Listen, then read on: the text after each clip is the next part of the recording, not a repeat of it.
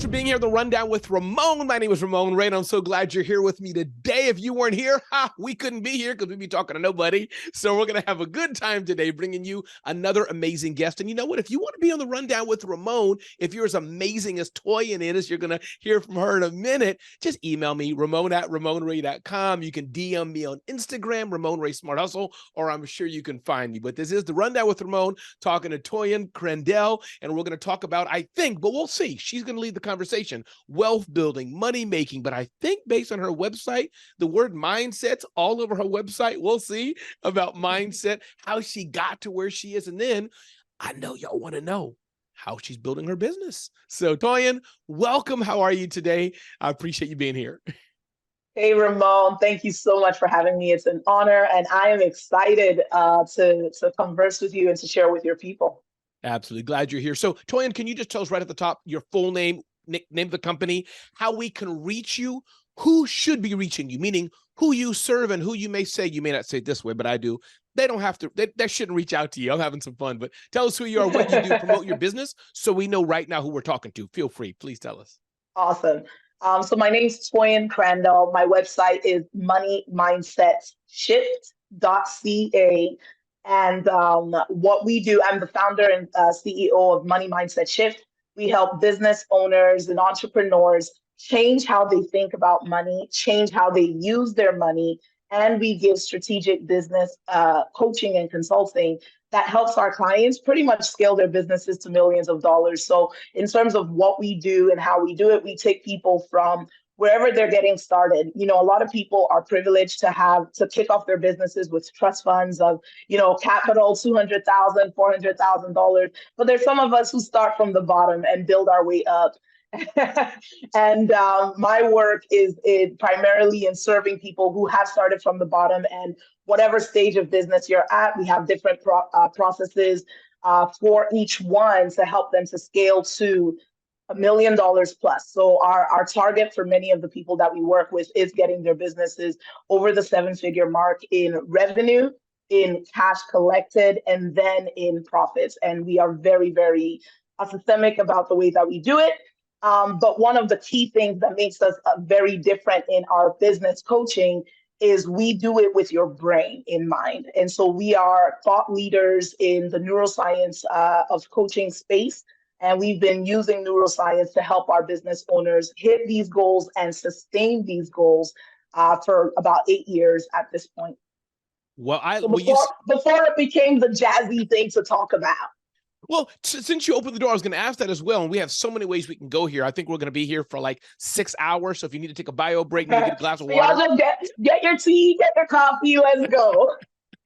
But let's touch on that right now to go right at it. Today, you scroll on IG, everybody's talking about millionaire wealth, from get rich quick, which we already know is not what we want to do, but I want to touch on that, to authentic or more. Talk, Toyin, about where you fit. Those listening who are already now getting ready to click. Don't leave, everybody. Those who are going to say, no, I'm out of here. Talk to us why this is real. Why, and I know you're legit and real because you and I are in a similar circle together, so you wouldn't be there if you weren't. But for those who are just listening, we hear this all the time. Talk a little bit deeper why this is real.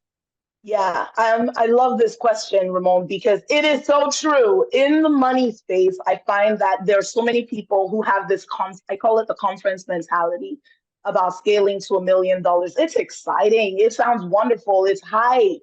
And so a lot of people will even pretend to be where they're not in order to try to lead people where they've never walked.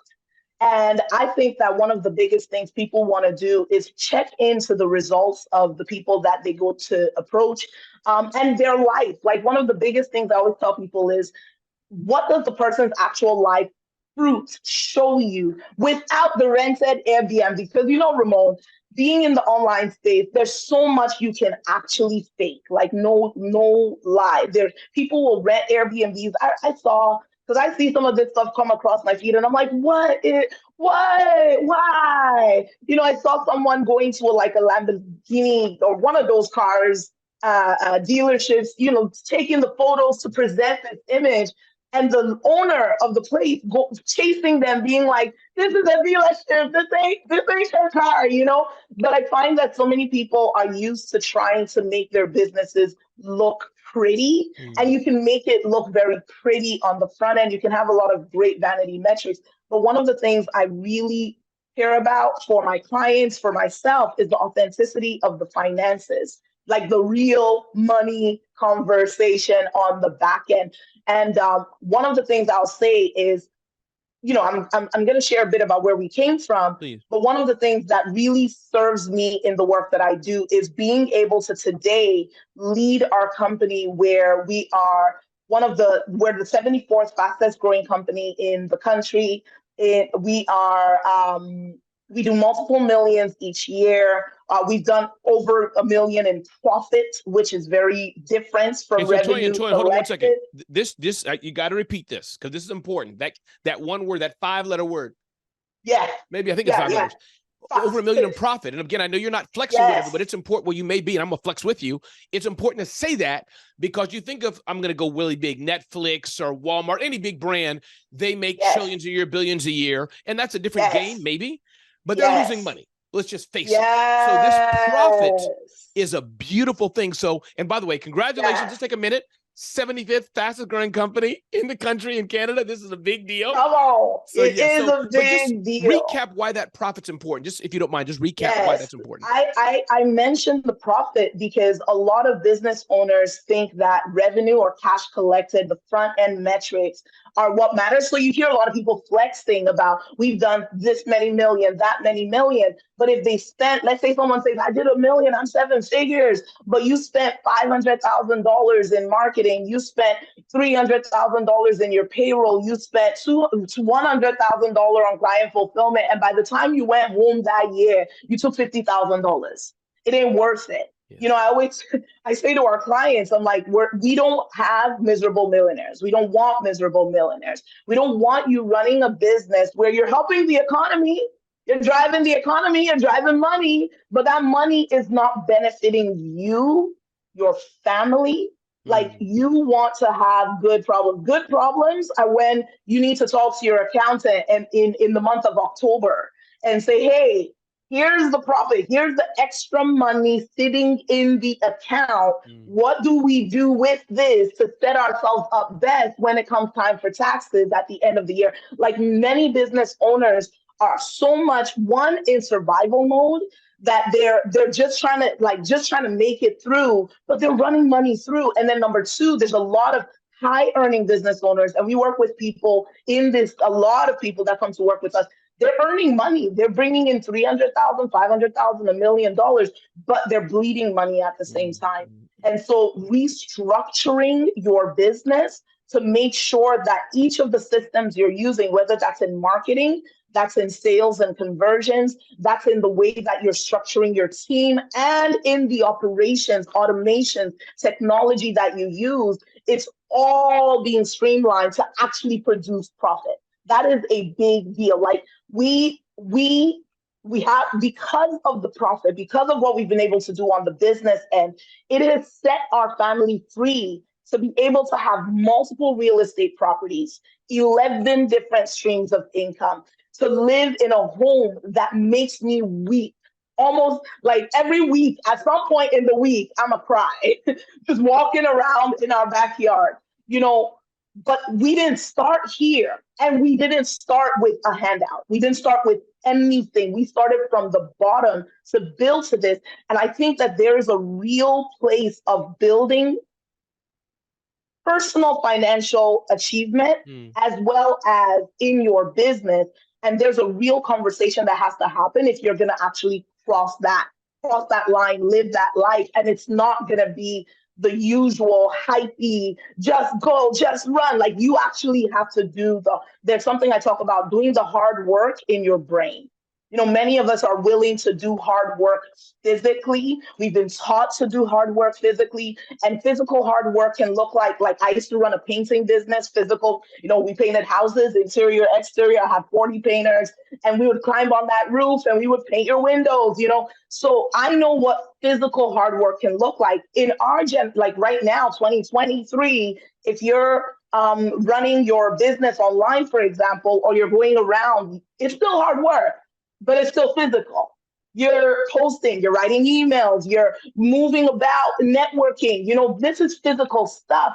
So it's easy to do this part, and most people don't take the time to do the thinking work of, am I doing this in the most streamlined way possible? Am I actually paying what I should be paying, or earning what I should be earning? Are my numbers making sense in what I'm charging? Like, there's so much thought that goes into business. And many of us, we start off there, but we get so caught up in the movement of the business that we forget to reflect on it until tax time. And then we see what we earned and we go, where's that money? Wow. I suspect, Toyin, and I don't know if you said it, I think you're a unicorn. From what I'm hearing, just a bit I've known, the marketing you and your team, and I want to hear about that a bit more, I'm hearing the business building, but then you're mentioning real estate and finances. Do you all do, or partners or direct, whatever it is, you all help with this full stack, it seems. Am I repeating? That's exactly right. That's exactly right. So we literally assist. We have different processes and programs for levels of business. Yes. So for example, if your business is just getting started, we have a room for you to learn what mindsets, because sometimes there's limiting beliefs that keep people from scaling. So we say, okay, what mindsets are having you in this state? And then what do you need to do when you're just getting started? But for someone who's making 300,000, 500,000, $1 million plus, and you're not seeing that profit on the back end, or you're not seeing the money stay, then you need to be having a conversation about, how do you get into real estate? Whether you're in the United States, like most of our clients are over there, whether you're in the United States or you're in Canada, how are you using that money in order to scale? Is that money staying? How are you structuring? So yes, we do help people with like the process of business growth, but the sustainability. And can I add one more thing to it? Not just like sustainability long-term, but the joy.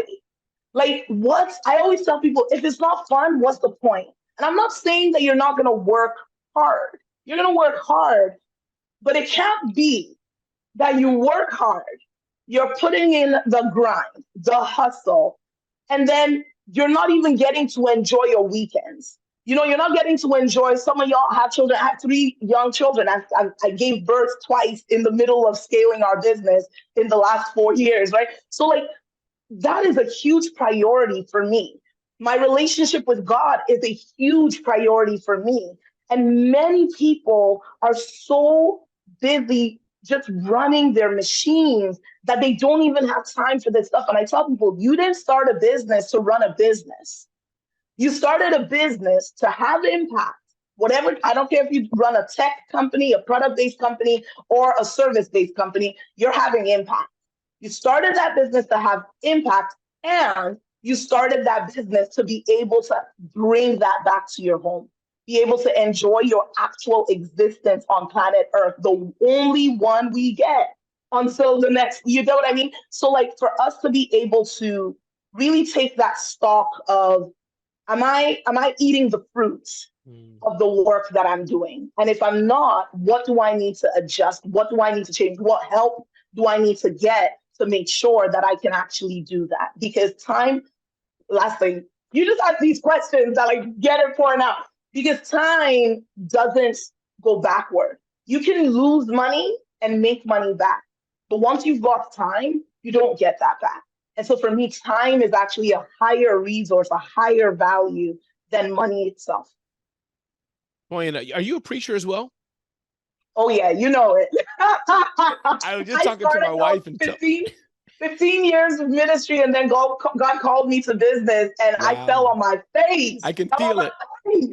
I was just telling my wife, Toyin, that I'm 50. I'll be 51 this year. And telling her I feel like I'm racing, not in a bad way, a panic per se. I did start late to the money game and things, and I may be your next client at some point, but I'm racing because there's so many foundational things that I feel I have to catch up and build. And whether you're multimillionaire or whatever it is, but meaning I think you would agree with this, a race, not panic, but just going back to time, because especially when you're 20 or 30, you're still building. But at 50 now, as I am, I'm thinking, no, I need to build something for my niece. I'll be 60 in 10 years. Yeah, exactly. I love that. I love that you are thinking in this frame, because I think sometimes we just take time for granted. Like we're always, oh, I'll do it. It's okay. And I'm like, no, time really does count. That it really clocks on, and you really wake up and you go, oh, wow, I'm now whatever age you are. Like we have to recognize that. I love that. Yes, absolutely. Thank you, Toyin. So let's understand, Toyin, how did you start here? I Googled Toyin and Warren Buffett, didn't say one of his kids. I Googled Toyin, Bill Gates, didn't say one of his kids. I Googled, did Jeff Bezos give Toyin $100 million at birth? Didn't find that. So where'd you come from? Tell us how you, give us some of the steps, Toyin, of how you got to where you are today. However far back you want to go, but help us understand some of the highlights of what brought you here. And before you do that, please, one more time, give us your website, who you serve, how we can reach you today. Please, one more time, tell us the website and how we can find you. My website is moneymindsetShift.ca. Notice I didn't say .com, y'all. MoneymindsetShift.ca. And I serve business owners and career professionals in scaling their income, scaling their personal net worth to millions of dollars by changing the way that they think about money, use money, and through strategic business and financial coaching. I love it. So please tell us how you got here. Where did we start? I never, if you came to me 5 years ago and told me I would have the 74th fastest growing company in the country, I would have just laughed. Like I would have just straight up laughed. Okay. I did not ever, or that I would be the host of the Millionaire Money podcast. I'd have a program called Money Mindset Shift. Like I didn't talk about money at all. I thought that money was an icky conversation. And we don't really need to talk about money. Like I came from this frame of, I'm a very happy person. I'm in a very happy marriage. I'm married to my best friend of like over 15 years now. So we have so much legit joy and laughter and love. And I was just like, who cares about money? We good.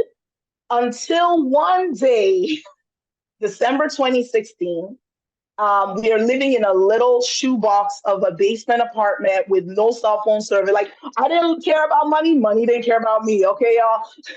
Living in this tiny little space where in our bedroom, you had to shuffle sideways to get to the closet to get your clothes out. Okay. And I'm sitting on the bed because we didn't have a dining area. There was no living room. It was a kitchen hallway that we converted into a living room and our bedroom. So I'm sitting in the bedroom and my husband had brought me dinner. We had a 6-month-old baby at that time. And I'm eating my dinner, feeding the baby. And I'm like, where is he? So I asked him, babe, where are you? We don't have a dining room. So this is where we eat. And he goes, oh, I'm eating in the kitchen. And I'm like, oh, come over. He comes into the room and I'm like, why are you eating in the kitchen? Like, come eat with me. And then I go, what are you eating? And he goes, chocolates. And I'm like, I'm sorry, what? What do you mean? And he's like, chocolates. And he goes, Toyin, we're out of food. And for the last week,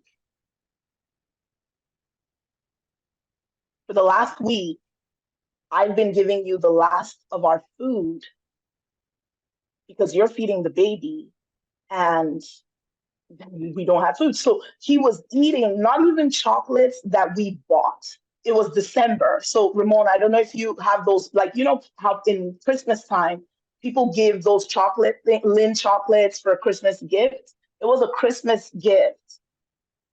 Ooh, till today, every time I see Lynn chocolate Christmas gifts, it reminds me of where we started, where he was eating those chocolates one by one to give me the last of our food so I could feed the baby. And in that moment, he just said, we're out of food. I think we need to go figure food out.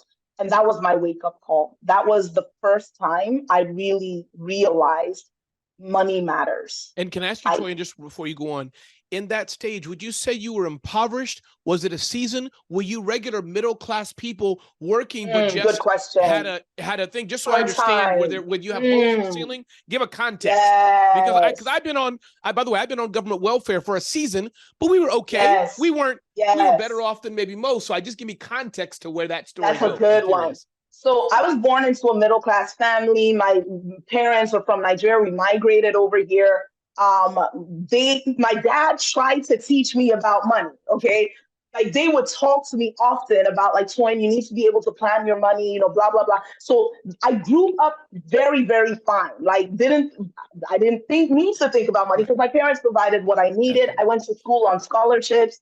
It was just fine. So, but when I was single, living by myself, you don't need a lot of money. So I didn't have money, and it never was a problem to me.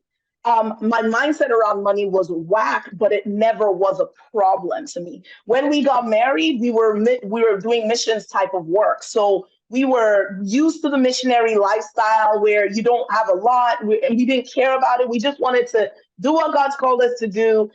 As long as we can eat, me and my hubby, we're like, we could eat nothing, rice every day. We fine with that. So I had never by myself, in fact, just so you see where my money mindset really was. So in university, I mentioned to you that I went to university on scholarships.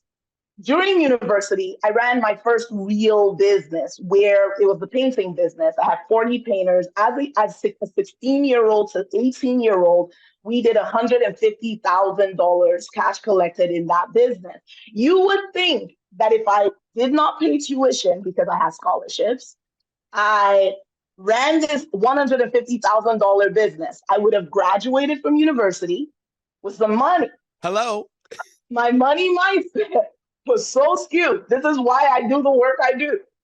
That I made that money and I graduated university with tens of thousands of dollars of debt.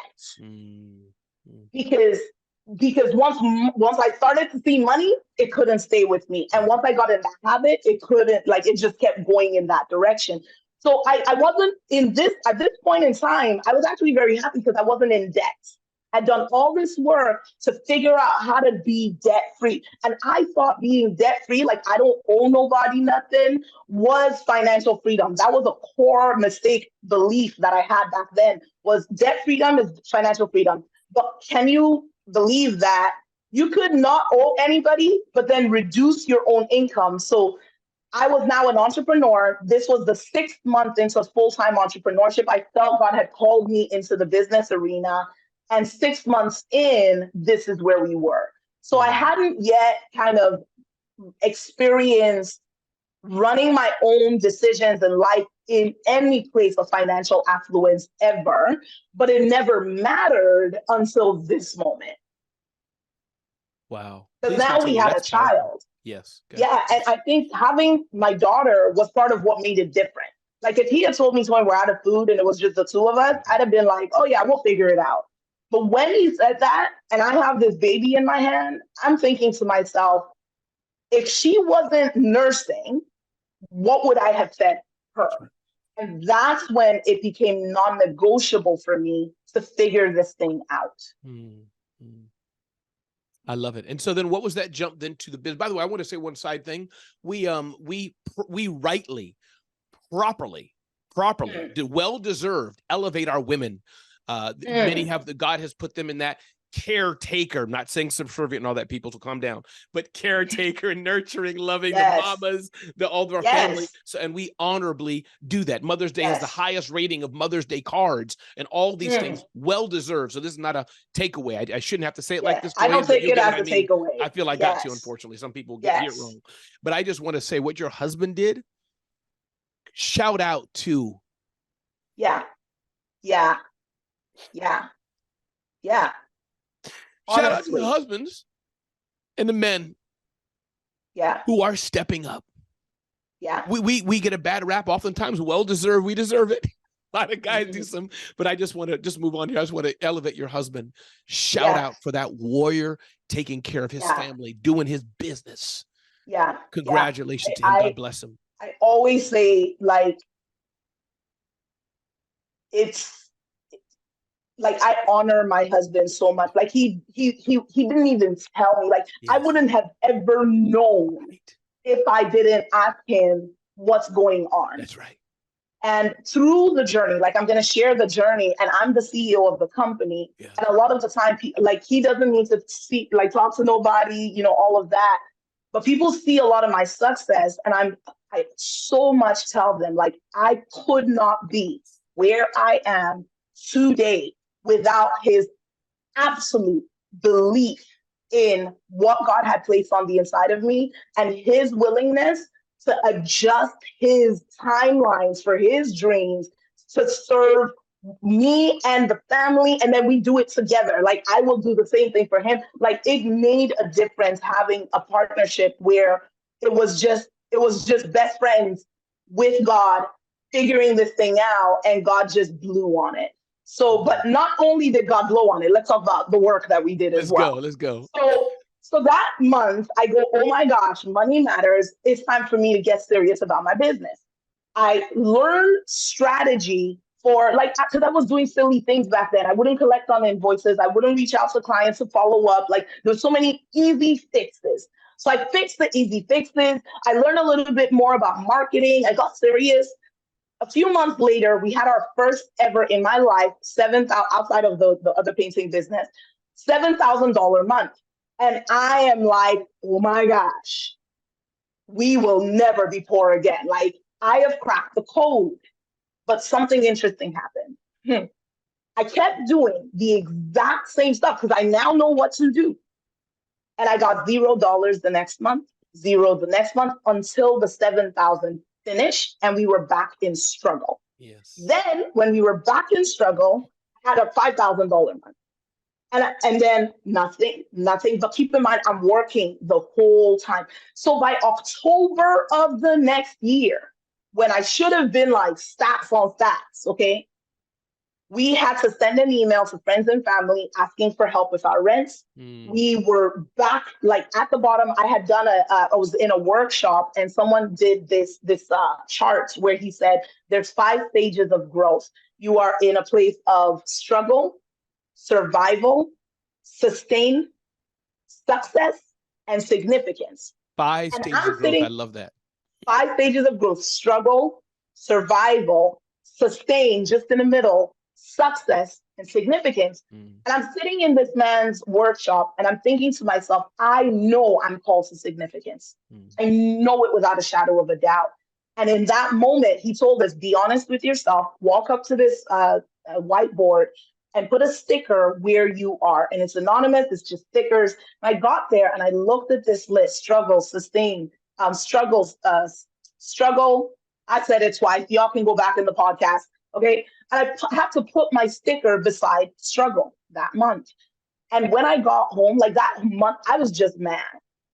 I was like, God, what is happening? The problem now, because first I thought the problem was I didn't know what to do. But now I know what to do.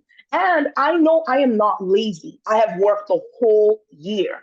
And I'm like, God, what is going on? And why am I repeating this pattern? God so happened to have it that in this random program that I had decided to do, I didn't know what I was getting into. A mentor of mine told me, Toyin, I think you need to do this thing. They had this personality assessment guy. He had worked with Fortune 500 companies. And it was a gift to us. They were going to have the same guy who was assessing CEOs and executives come and assess us and tell us our strengths, our weaknesses. And I'm thinking it's just a personality exercise. This man changed my life. I need to find him and tell him this, okay? He does the assessment. It was like 200 to 300 words, a lot. And at the end, he's talking to me. He's like, Toyin, you're very unique. And I'm thinking to myself, I didn't say this, but I thought everybody's unique. You know, he's like, you have a very unique personality. And I'm like, I kept saying it over and over. And I'm like, dude, everyone on the planet has unique DNA. We all have a unique personality. And at one point he goes, just so you understand, the balance of your EP, IP, QE, EI, EQ, whatever, you have a personality type that can have global impact. However, you likely never will. Now, this man wasn't trying to sell me anything. I bet that grabbed you. I'm like, wait, what? He's like, you likely never will, very calmly, because of 2 things. And I go, tell me the 2 things, please, and now. And he's like, well, number 1, you're highly service motivated. And I'm like, oh, absolutely I am. Like, absolutely. He's like, you probably worked in social work. I'm like, for 9 years, I worked in a shelter for the mentally ill. I've worked in a women's shelter. I'm like, yes, I've run ministry. He goes, there's nothing wrong with that, Toyin. It's totally fine. It's a good thing. But the problem is, at the same time, you're extremely demotivated by money. And I'd never heard that in my life. And God spoke to me as he keeps talking. All I hear is God saying to me, Toyin, you're not just demotivated by money, you're afraid of money. And I'm now in my conversation with God going, what? Like, but I know it's true because you know when you can think 1,000 thoughts in like a second. I'm remembering all the conversations where my husband's going, oh, babe, like follow up with that client. Like I started noticing how every time our business would start having success, I would feel like God was telling me, because that was my language, to shut it down. Like I would literally shut down successful arms of my business because I thought God was just saying to do it. And so God starts speaking to me in this moment and he says, because you've been so afraid of money taking you away from my calling and what I have for you, you aren't doing my calling and what I have for you. I called you to business, but you're shying away from money. And so this guy that's talking to me, his name was Warren. This Warren guy is now saying to me, the reason why being demotivated by money impacts you and stops you from having global impact, he goes, because to have global impact, money has to pass through your hands. It has to. Like money will pass through. Even Mother Teresa, she didn't run a business. She didn't do it for money at all. But money passed through her hands to impact the people that she impacted. Yes. Like everything that has global impact, money is in the picture. And he goes, if you are unwilling to accept money, there's no way you can have global impact. And so now I'm talking to God and I go, God, what this means is, or he said to me, what this means, it wasn't me, it was him. He goes, what this means, Toyin, is in your fear of putting money above me, you have put money above me.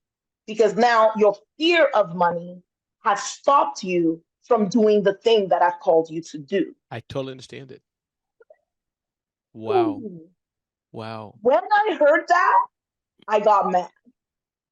And I was like, money will not school me any longer. So I make this decision. I'm going to be a millionaire in a year. If I've been afraid of money and money has stopped me from doing the work that God's called me to do, I'm going to be a millionaire in a year. And we're just going to show money. It has no hold on me. We didn't do it in a year. We did it in 3 years. But I always say I won't complain about that. Yeah, but that goes back to you set your, listen, I'm going to run the race this way. You go two inches less. Exactly. Like, I'm not going to complain. Yes. But what happened that month, so the how, in the month of October of 2017, I sat down with myself and I said, Toyin, what are the limiting beliefs that I have? I didn't use this language. I didn't have pretty language back then. That's only now we have all these fancy NLP stuff. I get it. Go ahead. Yeah, you know what I mean?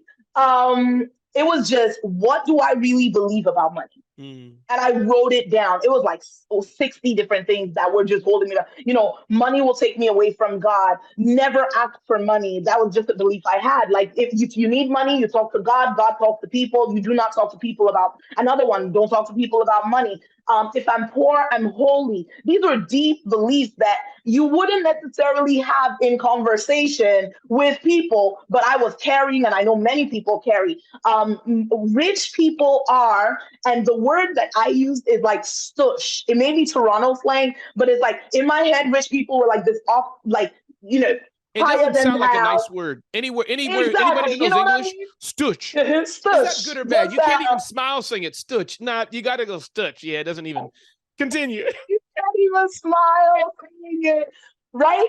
But how can you have wealth if you have a belief about what rich people are? So if I'm a nice person and I think rich people are stush, then of course I'm not going to allow myself to become a rich person. And so I write all these beliefs down and I'm looking at my heart of hearts and I go to God, what do I do with this? what do I do? And he starts walking me through this process of shifting my brain. So at this point, I was a biology major, but I hadn't done any study into neuroscience. But I'm here changing my beliefs in that month. In the month of November, we have more money cash collected than all of 2016. But let me ask you one question, Toyin. Let me ask you one just so I can, for those of us who I don't think I'm afraid of money, but can you help me demystify the aspect of you're not invoicing your clients? That's all you need to do to get more cash flow, or your funnels are off. The things that, you know, that's one side of it versus the mindset of you think you should be poor. How do you, what's the gap? Because let's say somebody is not afraid of money. No problem in that. You didn't, you know, Toyin works with them. That's right. She's like, great. You didn't have the problem I had. It's just tactical versus you're kind of doing everything right tactically. So I need you to help me understand, Toyin, because I don't have that problem you had. So help us understand. You know, so when the problem is not the mindset, often it's a system. It's a system. It's a system. And so when it comes to marketing, for example, so there's 4 different specific areas of business that we always look at when we assess businesses and we find out what the bottleneck is. So whenever someone's not having results and they're like, listen, I'm ready. I know I'm good to receive. Okay. The 4 areas that we assess is number 1, client attraction. And the question that we often, and you guys who are listening can write this down, ask yourself this question. Do I have more people coming to my door consistently for whatever product or service I have? If you don't currently have people coming to your door consistently, you have a client attraction bottleneck. That is a marketing bottleneck. And there are systems that you can do. I'm just going to give the overview and then we can go with however much time we've got. So that's the first stage, that's the first question. Now, the second question is, when the people come to my door, do I graciously let them in? So for example, if you have a product-based website, an e-commerce business, do you have client attraction are people coming to your website? Are they actually getting and landing there?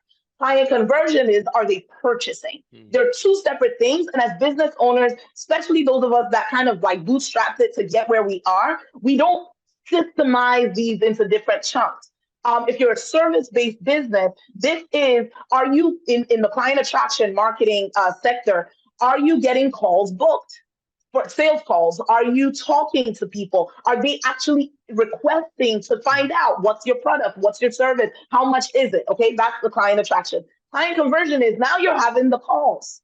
People are coming to you. You're excited about it, but they're not closing. They're not coming inside. They're not working with you. And I think sometimes because if the bottleneck is not marketing, we get so hyped up that people want what you have because you're talking to them, but we don't notice that they're not converting. They're not actually purchasing the thing that you're offering. And there are many, for each of these, there are many different levers that you would need to test and tweak and change in order to shift it. But now here's another part of what holds businesses up that people never think about, okay? Client fulfillment. People would go, no, that can't be what's holding my business up. But for example, we've had clients come to work with us this year where when they first came in the room, the problem was no one was knocking on their door. So we do this work to help them get consistent funnels. And I tell people, you don't have to post on social media 5 times a day, every day, to be able to have consistency in your clients coming to you. And in fact, when your whole business model is centered around posting 5 times a day, every day, you don't have time freedom. Unless you're paying a marketing agency to do that, in which case, if you are, that's great, that's good. But if it's you, that's not time freedom because you're constantly having to be on social media. And I know for myself, social media is not just posting, it takes from you just as much as it gives to you. And so that part of what we talk about when it comes to marketing is understanding paid ads and doing them well so that I can get people knocking on my door while I am asleep. I do these podcasts and features and whatever for fun because I enjoy the conversation. But for some people, some of y'all, this is your, like, it's like, oh my gosh, I need to jump on a podcast. What podcast can I find to and it's like, that's stressful. You don't want to run your business on, oh my gosh, you want to run your business on consistency. All right, conversion. So now you have And these people fulfillment, coming, attraction, fulfillment. conversion, That was where fulfillment. yes. So we have people come to us. We help them get people to the door. And then they found out, oh my gosh, I convert at 10%, Yeah. 6%. And that's what you talk to 10 people to get one client. So we help them shift that to 30%. Now you only got to talk to 10 people, you get 3 clients. Then we get people to 50%. We have a client that went from 6% when he came working with us to bringing people into his service and his program at 87%. That means if someone was getting on a call with this man, they were more likely to end working, and he had a high ticket service, Right. not a small, oh, it's $500. No, this is thousands. It was a very high ticket. So what's my point? He does this, but then the real business bottleneck showed up, which is client fulfillment. And what happens is when you have large growth, but you don't have internal systems, it can break the business. Yes. So many people focus so much on the marketing and the sales, but they don't focus on building capacity in themselves and in their team. So now you get an influx of clients, but you're not able to really show up in your normal strength and power and serve them. And now they start to feel upset or like they're not getting the best out of you. Ignored. And all of that. Ignored, and it creates this ripple effect where they can't be those warriors that are going out there telling other people about you and what you do and the service that you provide. And it actually now has a negative impact on client attraction. Yes. Impacts the way that you feel because you feel bad about it. So your client conversion goes down because in your brain, it's like, why would I bring more people in? And they think the problem is now client attraction and client conversion. So they keep focusing over here. But really the problem is you just needed to hire an administrator. Yeah. Or you need to hire an operator. And what's the fourth level? And rarely are all those perfect, but what's the fourth pillar? Yes. So now you've got client fulfillment where you have systems for serving the clients and you put those automated systems in place so you're not doing everything manually. Then the fourth part of the business that we assess are your operations. And so operations are not necessarily client facing. They're behind the scenes. So for example, hiring, firing. Many people expend so much energy in hiring and don't know that you could automate your hiring. Yes. Like you can, there's certain things you can do so that your internal operations, exactly. Systemize your internal operations to set yourself free to do the things that matter most for your business at that time. So do you have the right people in the right seats of the bus? Do you have enough people? Do you have too many people? And it's actually creating confusion. Are you hiring within? Yes, so have I. Are you hiring from a place of being a charity versus being a business? Like really having a back end look at your systems as well, because that's the stuff that ends up determining the level of profits your business is able to have, not just external revenue and top line revenue. I love this. Toyin, we got 1 or 2 more minutes to go. This has been a powerful, powerful discussion. I can't wait to see you on stage somewhere. But Toyin Crandell, one more time, give us your website, how we can reach you. I can hear people. Can you hear that, Toyin? I can hear people saying, I can hear them. How we can reach you one more time.